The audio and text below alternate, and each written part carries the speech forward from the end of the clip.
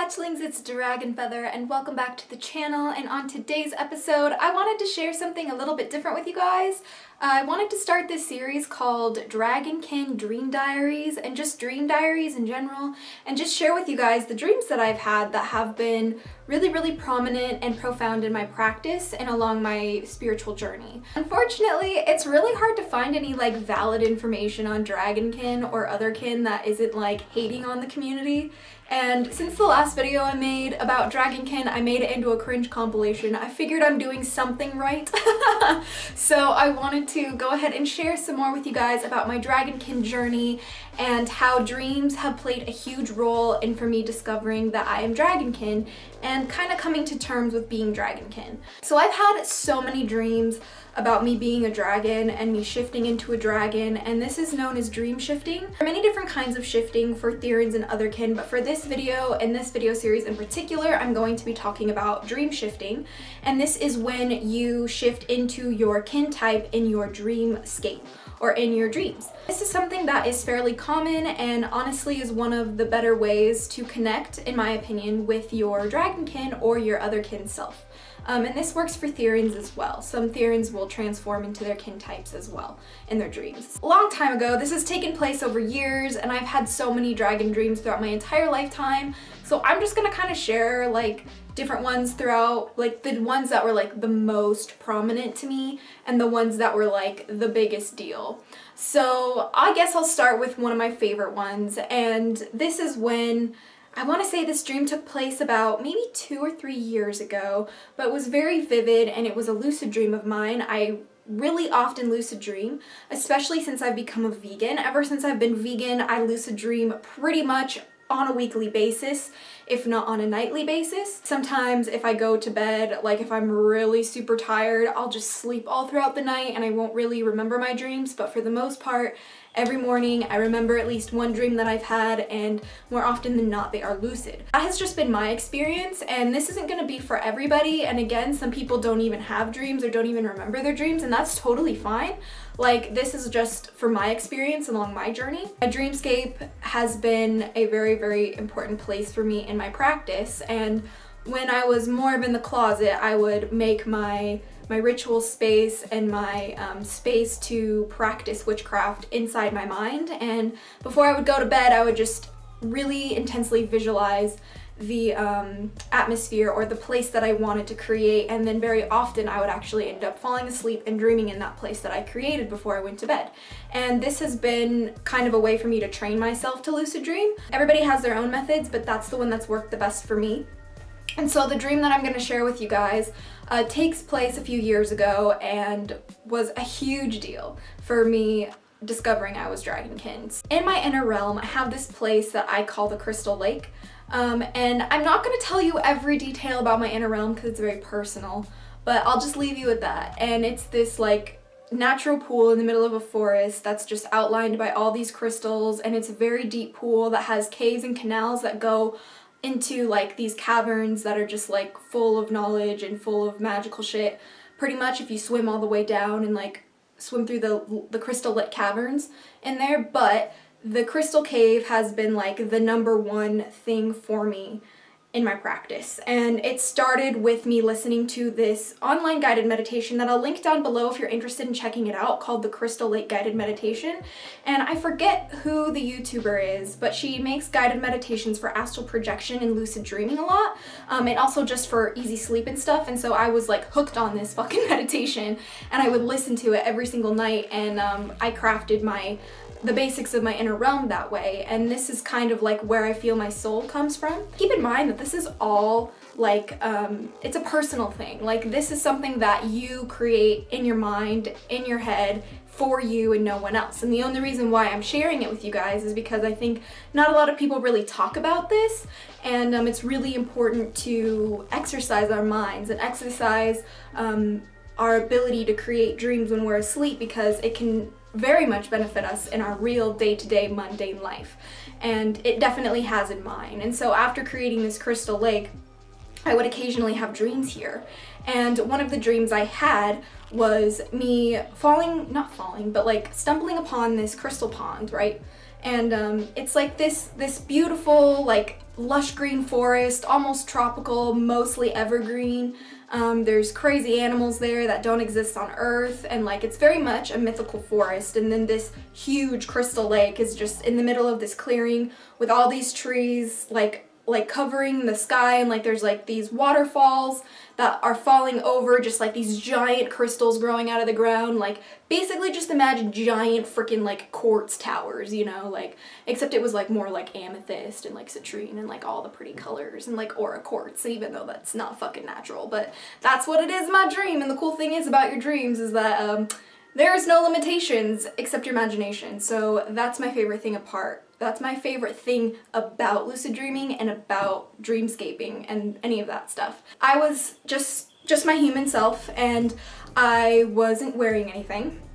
And I was walking through this, you know, this forest, this enchanted forest, just like paying attention to all the details, listening to all the bird calls, and then I hear this water source in the distance, and I decide to follow it. And so I'm going through this beautiful lush forest and just like looking at all the flowers and all the creatures and just all of this, and then I come to a clearing in the forest and I see the crystal lake, and I'm instantly called to this. And when I saw the crystal lake, that's kind of when I realized I was lucid dreaming. Now there's many different ways to like tell yourself that you're lucid dreaming. Like you can try and put your hand through your hand, and if you do, then you're dreaming. If you're flying, usually you're dreaming. That's another way that I really connect with, oh, I'm lucid dreaming, is when I'm flying in my dreams.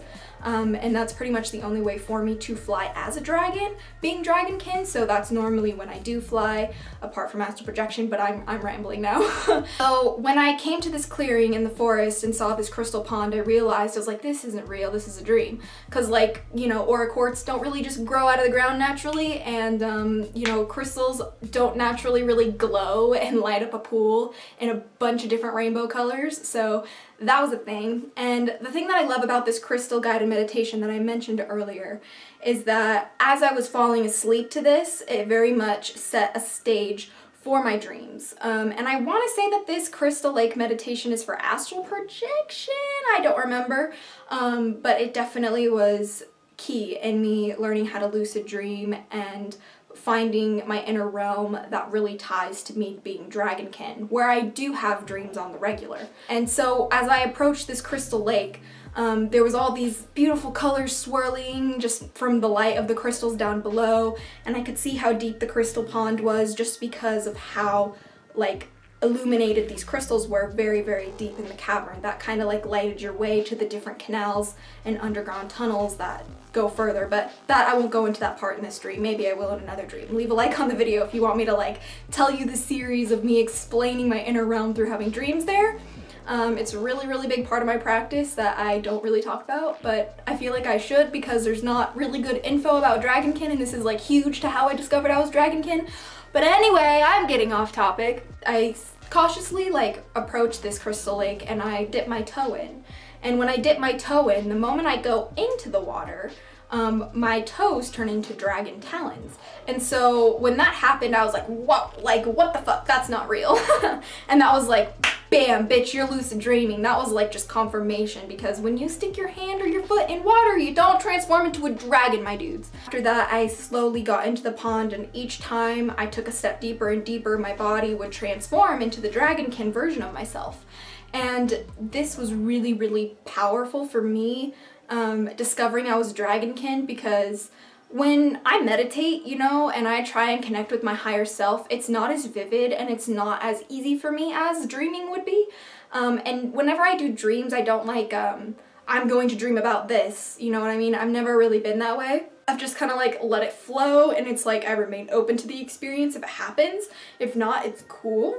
But before I go to bed, if I really want to have a dream about this, I'll just intensely visualize my space that I want to visit in my dreams, and I will, you know, kind of project my body or like my spirit body out of my body and like open the door to my room, and it would be opening the door to the inner realm of mine. And that's kind of how I would transition. So that was huge, you know, learning about how to do that via these dreams. And the Crystal Lake is like the main place that I would go to having DragonKin dreams. Now, it's not the only place I would go to, and I'm more than happy to make videos about different times that I've had different shifts, but for this one in particular, as soon as I got all the way submerged into the water, I was completely a dragon. And that was really, really powerful for me, and it was one of the first dreams that I had that really made me think of the connection to being dragonkin, because I've had dreams of being a dragon ever since I could remember, but this is the one that I really had that really was kind of like, okay, wait a minute.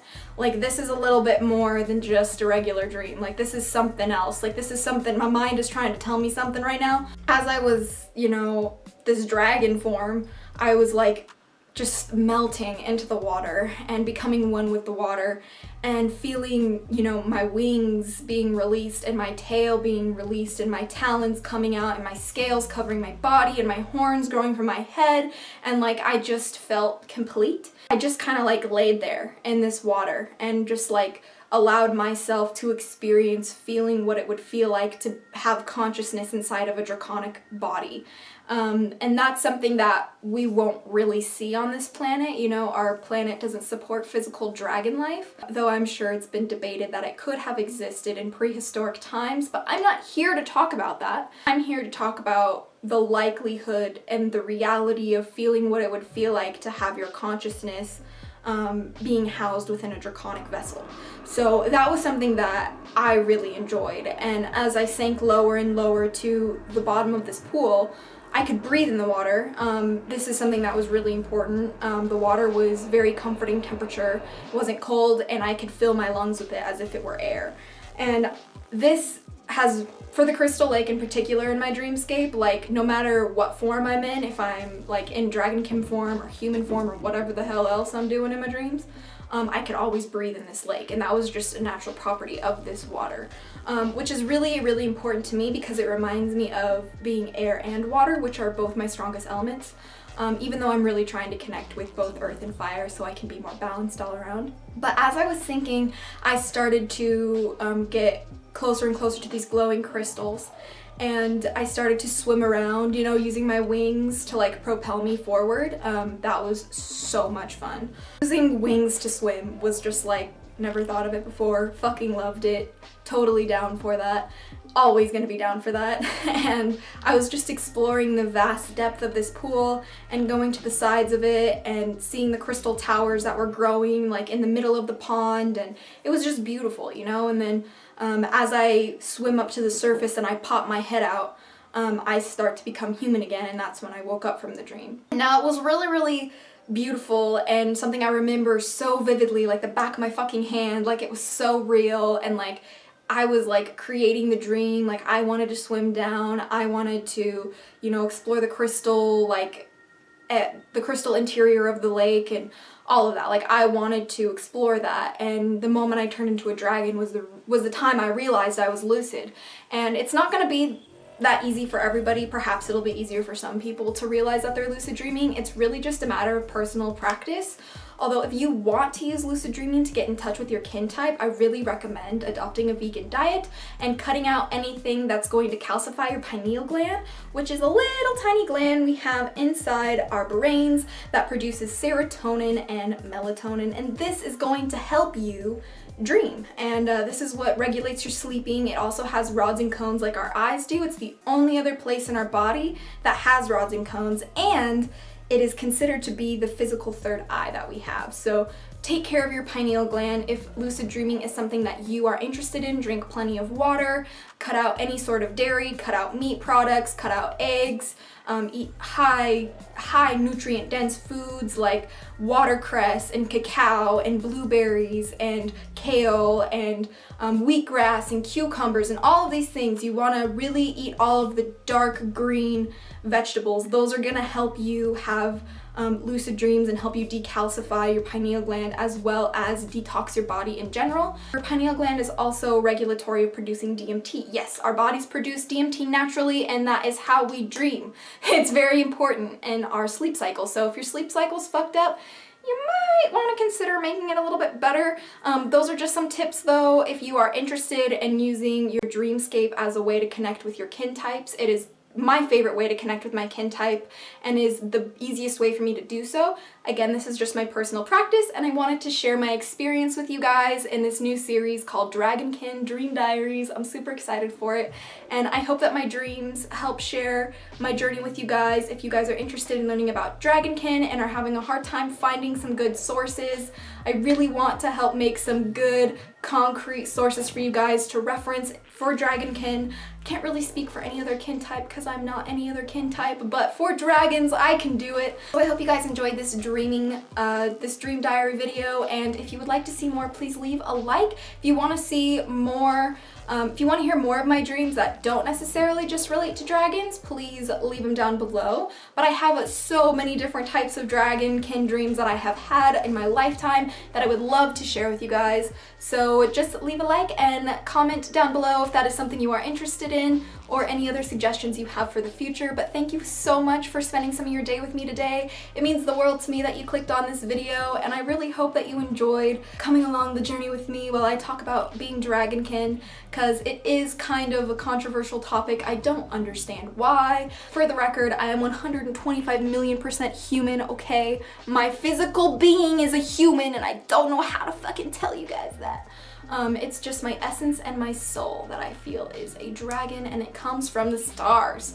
So that is my personal experience and belief, and remember guys, everyone is entitled to their own human experience. There is no right or wrong way to live your life, so just do what you want to do, and fuck the haters, bruh. But anyway, I hope you guys enjoyed this video, but until next time, I'm sending you all my love and all my light, and have a great, wonderful day. But until next time, stay geeky, cheeky, and freaky! Little hatchlings, blessed be, and bye.